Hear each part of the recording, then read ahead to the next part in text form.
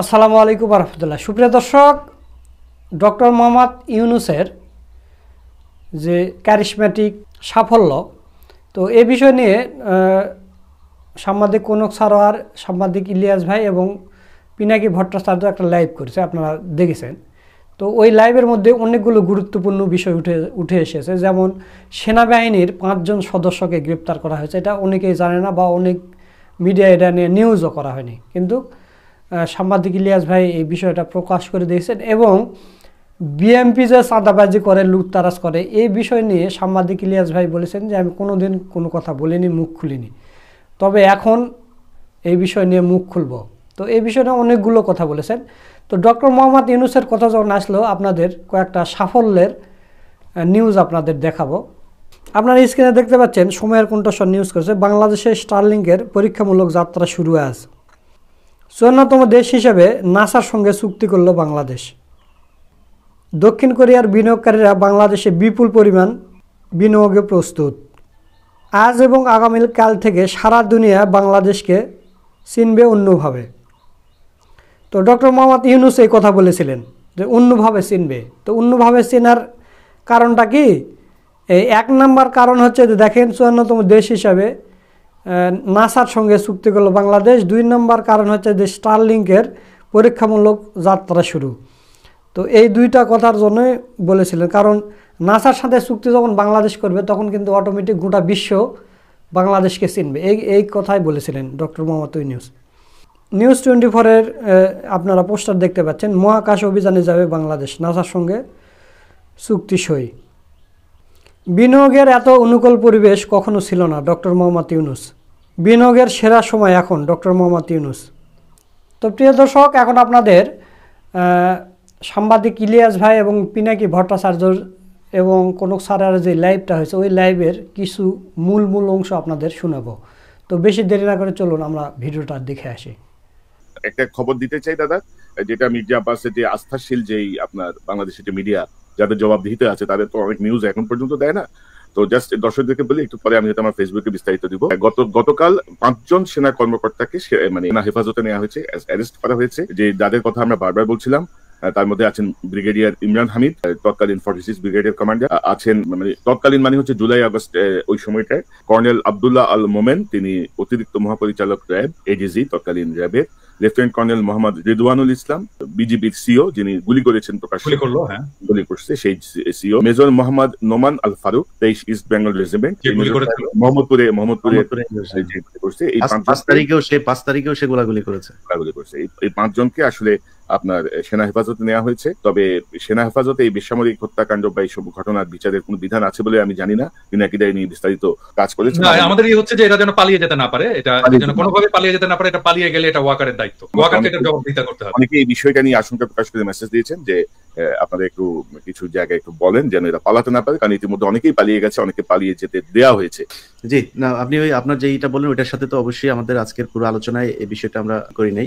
যে জুলাই এই হত্যাকাণ্ডের এই ঘটনায় যারা কিনা তার শিকার হয়েছেন এবং আহত আছেন, তাদের জন্য আমার মনে হয় সরকার কিছুটা উদাসীনতা দেখাচ্ছে কিনা জানি না। পরিবারগুলোকে সর্বোচ্চই দেওয়া হোক, কারণ তাদের কারণেই আজকে আমরা এই যে নতুন করে কথা বলতে পারছি এবং নতুন করে আমরা নির্বাচনের স্বপ্ন দেখছি, তাদের কারণেই। তো তাদের প্রতি সম্মান দেখানো উচিত। আর সবশেষে আপনি যে বিষয়টা বলেছেন যে ওয়াকারের ব্যাপারে, আমরা যে বিষয়টা মাঝখানে ঘটেছিল যে বিএনপি আমাদেরকে যেভাবে করছে, সেনাবাহিনীর ভেতরেও মনে হচ্ছে একটা পক্ষ আমাদেরকে দেশদ্রোহী বানানোর একটা পায়তারা করছেন। তো আপনাদের ভেতরেও আমাদেরও তো লোকজন আছে, আপনারা অনেকেই চেষ্টা করছেন যে আমরা আমাদের সোশ্যাল মিডিয়া এগুলোকে নিয়ন্ত্রণ করা, কিংবা আমাদের ব্যাপারে অন্যদেরকে উস্কে দেওয়ার জন্য এজেন্ট ভাড়া করা, তাদেরকে নিয়মিত মাসিক ভাতা দেওয়া, কাদের দিচ্ছেন এরকম কয়েকজনের নামটাও আমরা জানি। তো আমরা আসলে আমি আমার ব্যক্তিগতভাবে যদি আমার কাছে জিজ্ঞেস করেন, আমি চাই ওয়াকার থাকুক। ওয়াকার সেনাপ্রধান হিসাবে ওনার চাইতে আসলে সবকটা কিন্তু হাসিনা দিয়ে গিয়েছেন এই জায়গায়। জেনারেল যা আছেন, আপনি ওয়াকারের পরে যার কাছে যাবেন সে যে কি হবে সেটাও তো জানি না। সো আমরা চাই, যেহেতু 5 তারিখের একটা কি বলবো যে এটার জন্য ক্রেডিট দিতেই হয়, সেটা তিনি ইচ্ছাই দেখ আর অনিচ্ছাই দেখ, সেই বিতর্কেই যেতে চাই না। কিন্তু ওয়াকার যেহেতু 5 তারিখের এই ঘটনাটার সাথে পজিটিভলি ডিল করেছেন, আপনি থাকেন, কোনো সমস্যা নেই। কিন্তু এই যে আলোচনাগুলো হচ্ছে, এগুলো খুব ভালো আলোচনা না, যে আপনি একজনকে ডেকে নিয়ে যায় তারপরে ক্যান্টনমেন্টে বলবেন যে এটা করতে, আপনার লোকজন বিভিন্ন জায়গায় এখনো পর্যন্ত ইন্টারফেয়ার করবে। আওয়ামী লীগের যেসব সাজানো নাটক, জঙ্গি নাটক, এইসব মামলায় যারা আটক, তাদেরকে বের হতে গেলে সেনাবাহিনীর পরিচয় দিয়ে তারপরে হুমকি দিবে, জাজদেরকে হুমকি দিবে, কারা কর্তৃপক্ষকে হুমকি দিবে, জায়গাগুলো থেকে সেনাবাহিনীকে বের হয়ে আসতে হবে। আমরা আপনাকেও সম্মান করতে চাই, আপনি সম্মান রাখেন, ইলিয়াস, সম্মানের জায়গায় থাকেন, আমরা সম্মান করবো, কিন্তু অসম্মানের জায়গায় রাখলে আপনি সেনাপ্রধান না কে ওইটা নিয়ে আসলে আমাদের এত বেশি পাত্তা দেওয়ার কিছু নাই। আমরা 5 বছর 10 বছর 15 বছর দেশে যাইনি, দরকার হলে আরো 15 বছর যাবো না। আপনি যদি নাকি জনগণের বিরুদ্ধে দাঁড়ান, আমরা আপনার বিরুদ্ধে দাঁড়াবো। মানে ইনক্লুসিভ নির্বাচনের কথা বলা যাবে না, আমরা সেনাপ্রধানের কাছ থেকে ইনক্লুসিভ নির্বাচনের কথা শুনতে চাই। সেটাই আমরা আপনার কাছ থেকে ইভেন আপনার কাছ থেকে কোনো পলিটিক্যাল বক্তব্য শুনতে চাই না, ক্যান্টনমেন্ট থেকে রাজনীতির বাইরে বের হইতে হবে। এবং রাজনৈতিক দলের নেতাদেরকে নিয়ে যে ঘুটু করা, কথা বলা, এটাও চাই না। এটা আপনার কাজ না, আপনার দেশ রক্ষা কাজ সেটা করে। তবে দাদা এটা একটা পজিটিভ মুভ, এই 5 জনকে অ্যারেস্ট করে এটা একটা পজিটিভ মুভ আমি মনে করি। যে হ্যাঁ ওইটাই ভাই, আমি এই জন্য কথাটা তুললাম যে এই জন্য সেনাপ্রধানকে ধন্যবাদ জানাই যে আপনি এটা করেছেন। আমার মনে হয় এই বিডিআর হত্যাকাণ্ড গঠিত যে কমিশন, তাদের একটা লিস্ট আছে কাকে কাকে জিজ্ঞাসাবাদ এবং করতে হবে, তাদেরকেও গ্রেপ্তার করবেন, এবং গুম কমিশনের যে তালিকা দেওয়া হয়েছে তাদেরকেও গ্রেপ্তার করার সুযোগ করে দিবেন। আন্তর্জাতিক অপরাধ ট্রাইব্যুনালের যে তালিকা আছে তাদের সবাইকে আপনারা সেনাবাহিনীর পক্ষ থেকে কোনো বাধাহীন ভাবে তাদের গ্রেপ্তার করার সুযোগ দিবেন, এবং এই ফৌজদারি কার্যবিধিতে যেভাবে বিচার হয় সেইভাবে সেনা আইনের বিচারে। এবং আমি মনে করি, আমরা তো বারবারই বলছিলাম দাদা, মানে 20-25 জন কর্মকর্তাকে বাঁচাতে যে পুরো সেনাবাহিনীর এই ভূমিকা, সেটিকে আসলে ক্ষতিগ্রস্ত করছেন। মানে কেন করছেন, কার পরামর্শে করছেন সেটি আমরা জানি না। আমার মনে হয় যেন ইটস এ পজিটিভ মুভ, এবং তিনি আমাদের কথাগুলো পরে হইলেও শুনবেন, বা সকল কিছু দেশের স্বার্থে, সেনাবাহিনীর সম্মানের স্বার্থে। আরে ভাই, আপনি আমাদের ধাক্কাইলে তো মির্জা ফখরুল তো বিএনপি না, মির্জা ফখরুল নিজে আওয়ামী লীগের। তো মির্জা ফখরুল আমার ধাক্কাইলে কি আমি জিয়াউর রহমানকে অবজ্ঞা করে কথা বলবো? আমি খালেদা জিয়াকে অবজ্ঞা করে, তারেক রহমানকে অবজ্ঞা করে কথা বলবো? আপনি এত বলদ পেয়েছেন, কথা বলবো না, সমস্যা নাই, কিন্তু ধাক্কায় একদিকে পাঠান কেন রে ভাই? আমি জীবনে কোনদিন আওয়ামী লীগ করবো নাকি? হাসিনার যখন কিনা বাথরুমের চিপায় বসে ওই যে সুনাকের সাথে ইয়ের মধ্যে সোফার চিপার মধ্যে বসে একটা ছবি দিল, সারা দেশের আরে বাবা বিরাট আকার, বাইডেন একটা সেলফি তুললো, সেটা নিয়ে কি মার্কেটিং করলেন, এখন করেন না কেন? ওরে নিয়ে ইউনুসে নিয়ে মানে চীন যে মানে সম্মান দিয়েছে, এটা যদি হাসিনারে দিত আর কি করতেন আপনারা? তো সেটা করে না কেন? করে না কারণ কি? কারণ কি ওই জায়গাগুলোতে এখনো তাদের লোক বসানো, বিভিন্ন জায়গা থেকে। অভিযোগ একটাই, যারা আওয়ামী লীগের লোকজনের সাথে মিলেমিশে থাকতো তারা এখন উপরে, তারা এখন ওই চাঁদাবাজিগুলো করছে, তারাই সবকিছু দখল নিয়ে তাদের মতো করে চালাচ্ছে। সব জায়গায় একই অবস্থা। বিশ্বাস করেন বিএনপির ভাইয়েরা, আমার কাছে যত জেলার যত আসনের খবর আমার কাছে এসছে, আমি যদি একটা একটা করে খালি আমার আসনের কথা বলি, আমার চুয়াডাঙ্গারই যে অবস্থা, সেটা নিয়ে আমার সবকিছু করা শেষ, নিউজ বানানো শেষ, খালি দিচ্ছি না আপনাদের জন্য। কেন জানেন? কারণ আমরা যদি এখন বিএনপিকেই করি, ধরেন বিএনপি চাঁদাবাজি নিয়ে কথা হচ্ছে, অস্বীকার করতে পারবেন? আমরা বলি না, আমার চ্যানেলে আমি মনে হয় না আমি কেউ কোনোদিন শুনেছেন আমার মুখ থেকে আমি বলেছি যে বিএনপি চাঁদাবাজি করছে, কিন্তু করছে না। আপনি নিজে চিন্তা করেন না, আজকে দেশের যে অবস্থা, ডক্টর মোহাম্মদ ইউনূস থাকবে না, একটা নির্বাচন দিবে, আপনাদের একটা শক্তিশালী একটা অপোজিশন আছে, আপনাদের সেই কম্পিটিটররা এত শক্তিশালী যে সোশ্যাল মিডিয়াতে যদি আপনি আজকে জামাত ইসলামের একটা পোস্ট করেন, বিএনপির একটা পোস্ট করেন, আমি মানে মিথ্যা কথা বলছি না, আমি একদম সত্য, আপনারা দেখেন সোশ্যাল মিডিয়াতে সব জায়গাতে দেখে বিএনপির লোকজন ওইখানে, হয়তো হইতে পারে যে শিবিরের লোকজন বোধহয় বেশি এই অ্যাক্টিভ সোশ্যাল মিডিয়াতে, হইতে পারে এটা একটা কারণ, কিন্তু আপনার মাঠের কথা তো চিন্তা করতে হবে। একটা অপোজিশন তো আছে, এরকম তো না যে শেখ হাসিনার মতো 2014, 18, 24 নির্বাচনের মতো আপনি নির্বাচন করবেন, সেটা তো সম্ভব না। আপনাকে তো ফাইট করতে হবে। যদি ফাইট করতে চান, যেই এলাকায় গিয়ে আপনি ভোটটা চাবেন, ওই বাজারটাই যে একটু শোনেন তো মানুষের কাছে যে কারা চাঁদাবাজি করছে।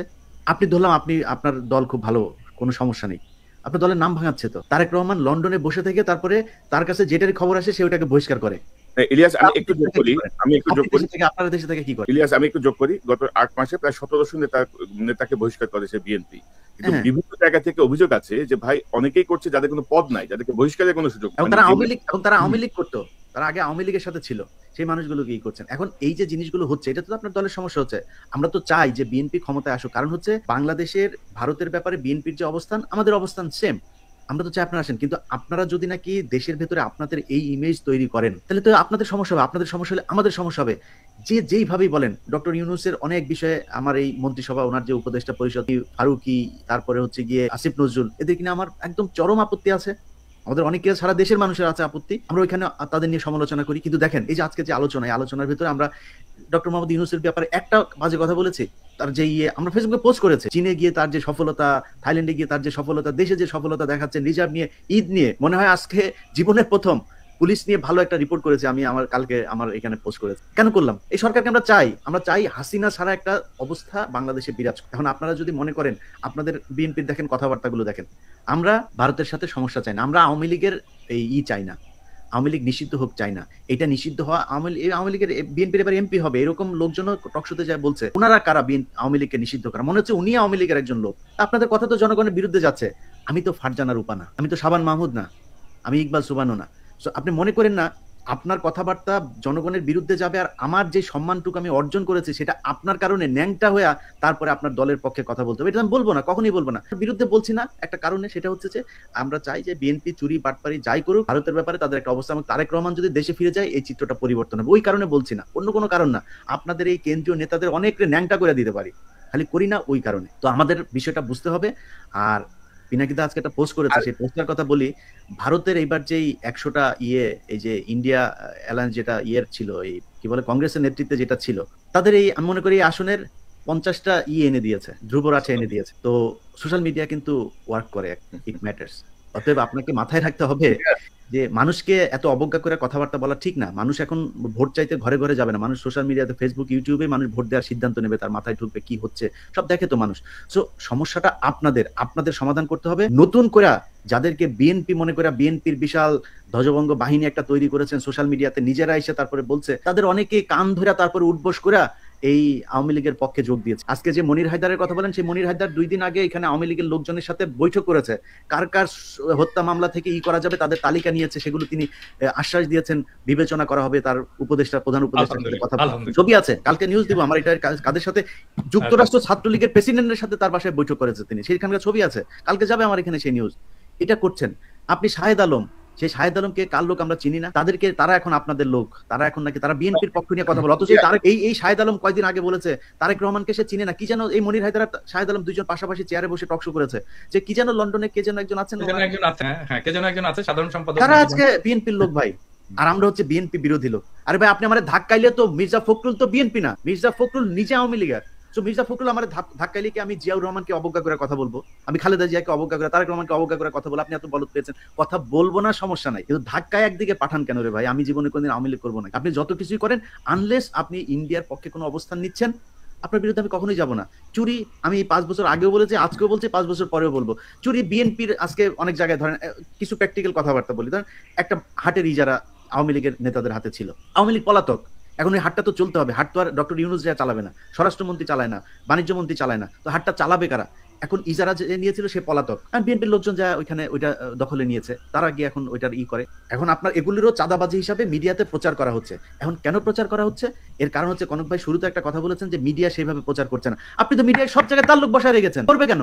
সে তো বলে না, তার কাজ ছিল হাসিনা যখন কিনা বাথরুমের চিপায় বসে ওই যে সুনাকের সাথে মধ্যে সোফার চিপার মধ্যে বসে একটা ছবি দিল, সারা দেশের আরে বাবা বিরাট আকার, বাইডেন একটা সেলফি তুললো, সেটা নিয়ে কি মার্কেটিং করলেন, এখন করেন না কেন? ওরে নিয়ে ইউনুসে নিয়ে মানে চীন যে মানে সম্মান দিয়েছে, এটা যদি হাসিনারে দিত কি করতেন আপনারা? তো সেটা করে না কেন? করে না কারণ কি? কারণ কি ওই জায়গাগুলোতে এখনো তাদের লোক বসানো। ভাই ওইটা ঠিক করেন, ওগুলি যদি ঠিক করেন, পিনাকি, ইলিয়াস, কনক সরোয়ার এদের কাছে আসতে হবে না মানুষ। যখন দেখবে যে সোশ্যাল মিডিয়ার আমাদের 5 মিলিয়ন সাবস্ক্রাইবার কেন, কিসের জন্য মানুষ দেখছে কেন আমাদের ভিডিও? কিছু আছে নিশ্চয়ই। আপনি মানুষের যদি গলা টিপা, অনেক মানুষ আছে, আমি নাম আর আজকে ধরলাম না, এই যে মির্জা ফখরুলের ঘর জামাই ফাহাম আব্দুল সালাম থেকে শুরু করে বহুত আছে। আমারটা আমি বলছি, আমার বক্তব্য পিনাকিদা বা কনক সরোয়ারের না, আমারটা আমি বলছি যে এই অনেক গজানো লোকজন আছে, তাদেরকে এখন সম্মান করে চলতে হবে। কেন মানুষ আমার কথা শুনে, কেন কনক সরোয়ারের কথা শুনে, কেন পিনাকি ভট্টাচার্যের কথা শুনে, এটা তাদের সমস্যা। কেন আপনারটা শুনেন না, সেটা আপনার সমস্যা। আপনি চিন্তা করেন আপনি কি বলবেন, কি বলা উচিত, কেমন। দর্শক, আপনারা গুণীজনের লাইভের ভিডিওটা দেখলেন, তো তাদের কথাগুলো আপনাদের কাছে কেমন লেগেছে এবং সব মিলে আজকের ভিডিওটা আপনাদের কাছে কেমন লেগেছে, এবং ডক্টর মোহাম্মদ ইউনূসের যে সাফল্য দিন দিন এগিয়ে যাচ্ছে, এই বিষয়টা আপনাদের কাছে কেমন লেগেছে তা অবশ্যই কমেন্ট করে জানিয়ে দেবেন। এই কথা বলে আজকের ভিডিও এখানেই শেষ করছি। ভিডিওটা যদি ভালো লাগে বেশি বেশি করে শেয়ার করবেন। নিত্য নতুন এরকম আপডেট ভিডিও পেতে আমাদের চ্যানেলটা সাবস্ক্রাইব করে রাখবেন। সকলকে ধন্যবাদ। আসসালামু আলাইকুম ওয়া রাহমাতুল্লাহ।